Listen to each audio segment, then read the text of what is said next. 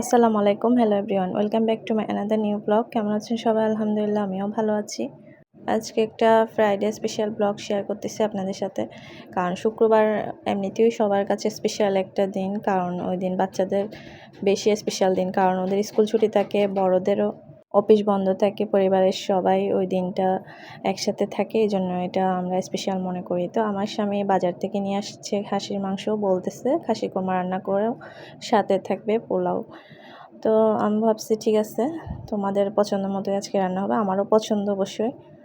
তো সবার পছন্দের রান্নাটা রান্না করতেছি, খাসির মাংস সব কিছু মশলা দিয়ে মাখিয়ে চুলায় বসিয়ে দেবো আর কি কোরমাটা। আমি এভাবে রান্না করি খাসির কোরমা, সব মশলা মাখিয়ে চুলায় বসিয়ে দেবো আর কি। তো আমার মাংসে মশলাটা মাখানো হয়ে গেছে, চুলায় দিয়ে দিচ্ছি, অটোমেটিক পানি বের হয়েছে, আমি কিন্তু পানি দিই নাই, মাংস থেকে এমনিতে পানি বের হয়ে যাবে। রান্নার কালারটা কিন্তু অনেক সুন্দর হয়েছে। তো আমি একটু গরম মশলা দিচ্ছি,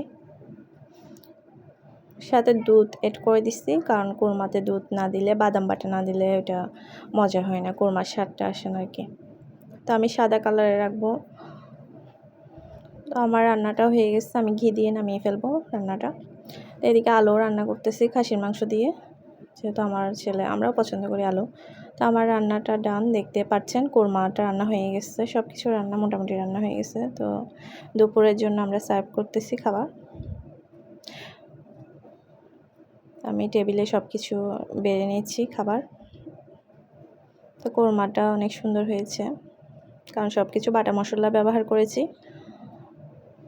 কালারটা অনেক সুন্দর হয়েছে। আমার বাচ্চারা সবাই পছন্দ করেছে, আপনাদের ভাইয়া পছন্দ করেছে, আমারও ভালো লাগছে, ওরা খেয়ে প্রশংসা করতেছে আর কি।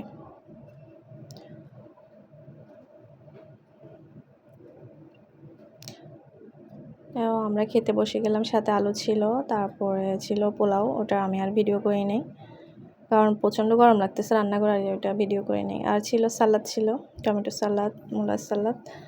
এই যে আমার মেয়ে খেয়ে আমাকে রিভিউ দিচ্ছে, আম্মু অনেক সফট হয়েছে, মজা হয়েছে। তো খাওয়ার পরে আমার আবার একটু মিষ্টি খেতে হয় মাঝে মাঝে আর কি। আজকে যেহেতু স্পেশাল দিন, সাথে রসমালাই ছিল, আমি রসমালাইটা খাচ্ছি আর কি। আমি বেড়ে নিচ্ছি আমাদের জন্য, এটা ভাতের পরে আমার খুব খেতে ইচ্ছে করে মিষ্টি জাতীয় জিনিস। এরপরে আমি ফুলগুলো দেখতেছি, আমার মেয়ে ফুল গাছ লাগিয়েছে, মাশাআল্লাহ ফুল ধরছে। তারপর বিকাল টাইমে দেখতেছি ও রং করতেছে, আমি একটু ভিডিও করি, মাঝে মাঝে আবার ও রং করে সব জিনিসে সুন্দর করে। তো আমি যে ফাইনাল লুকটা দেখাইও কীভাবে রং করছো,